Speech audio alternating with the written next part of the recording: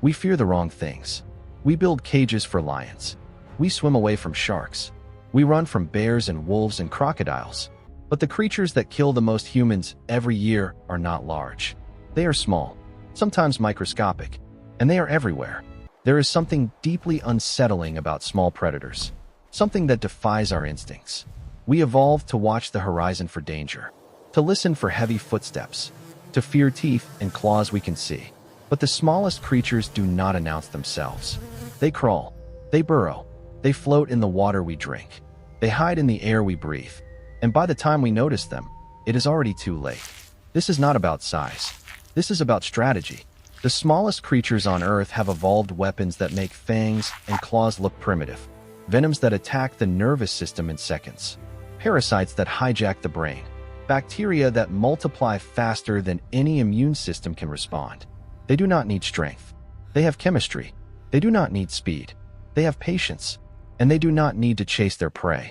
Their prey comes to them. Consider this. Sharks kill approximately 10 people per year worldwide. Crocodiles kill around 1,000. These are the predators we make movies about, the monsters of our collective nightmares.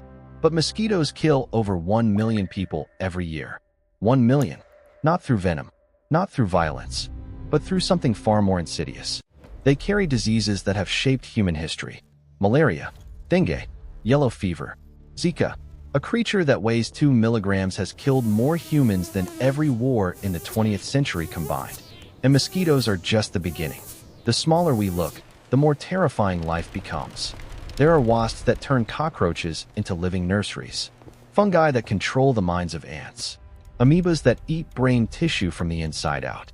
There are snails with venom potent enough to kill 20 adult humans, jellyfish smaller than a fingernail that cause pain so intense victims beg for death. The microscopic world is not peaceful.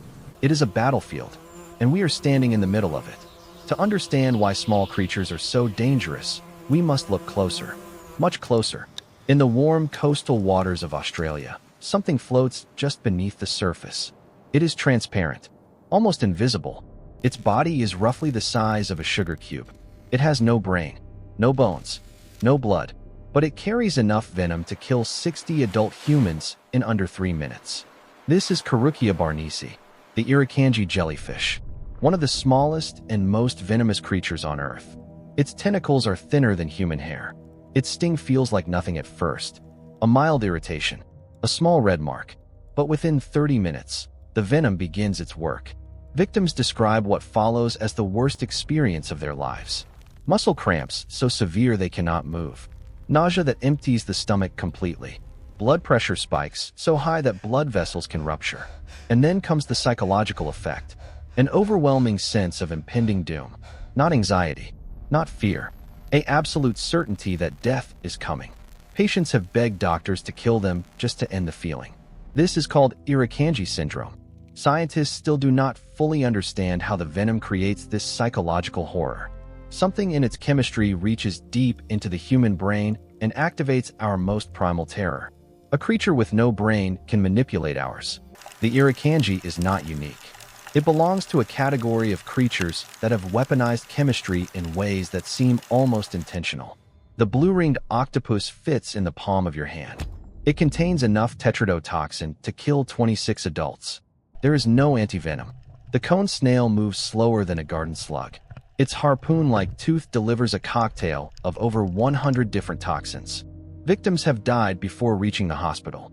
The box jellyfish has 60 tentacles, each containing millions of microscopic needles. Contact with just 6 feet of tentacle can stop a human heart. These creatures did not evolve to kill humans. We are accidents. Collateral damage in an arms race that has lasted hundreds of millions of years. Small creatures cannot fight. They cannot run. They cannot intimidate. So they develop poisons that stop attackers at the cellular level. Venoms that paralyze in milliseconds. Toxins so specific they target individual proteins in the nervous system. Size became irrelevant. Chemistry became everything. And in that trade, the smallest creatures became the deadliest. There is a wasp in the tropical forests of Central America that has solved a problem. It needs a safe place for its offspring to grow. A living incubator that will feed and protect its larvae until they are ready to emerge. It found the perfect host. The cockroach. The emerald cockroach wasp does not kill its prey. Killing would be wasteful. Instead, it performs surgery. The wasp stings the cockroach twice. The first sting targets the thorax, temporarily paralyzing the front legs. The second sting is more precise. It delivers venom directly into a specific region of the cockroach's brain. Not enough to kill, just enough to erase its will to escape. Within minutes, the cockroach becomes passive. It can walk, it can move, but it no longer wants to flee. The wasp then grabs the cockroach by its antenna and leads it like a dog on a leash into a burrow. There, she lays a single egg on the cockroach's leg. The cockroach waits. When the larva hatches, it chews into the cockroach's abdomen and begins feeding. It eats the organs in a specific order, keeping the cockroach alive for as long as possible. The cockroach does not resist. It cannot. Its brain has been chemically rewritten. This is not unique. The natural world is filled with parasites that control their hosts like puppets. Toxoplasma gondii is a single-celled organism that infects rodents. It needs to reach a cat's intestine to reproduce. So it rewires the mouse's fear response. Infected mice become attracted to cat urine instead of terrified by it. They walk toward predators. They get eaten. The parasite completes its cycle. Scientists estimate that up to 50% of the human population carries toxoplasma. Studies suggest it may subtly influence human behavior, risk-taking, reaction time, perhaps even mental health. A microscopic parasite may be nudging human decisions.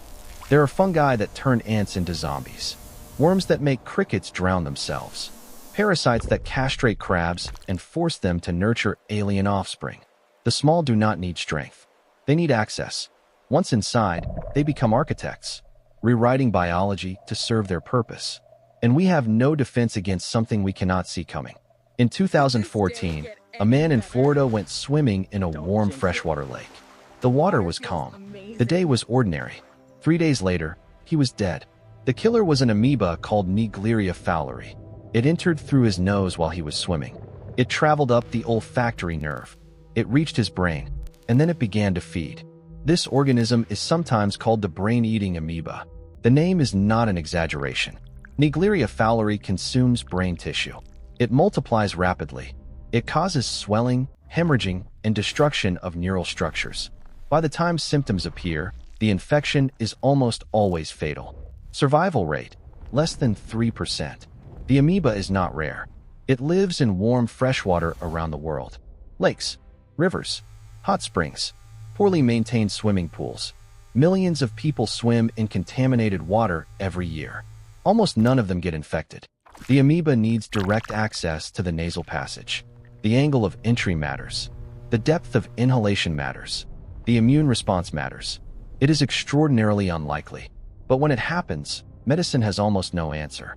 This is the terror of the microscopic world. Not that it is always deadly, but that it is unpredictable. We cannot see the threat. We cannot feel the infection. We cannot outrun something that travels in a water droplet. The smallest creatures exploit gaps in our awareness. Moments when our guard is down. Environments we assume are safe.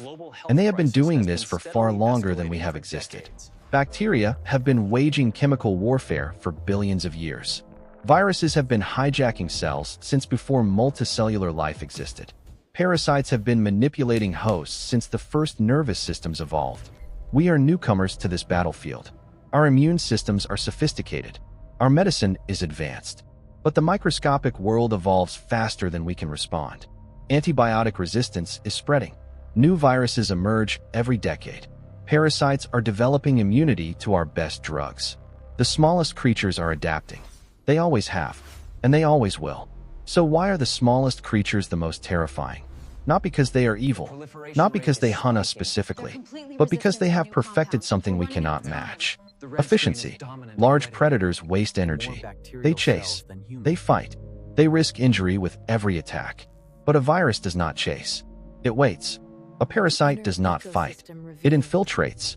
A bacterium does not risk injury. It simply divides. The smallest creatures have eliminated everything unnecessary.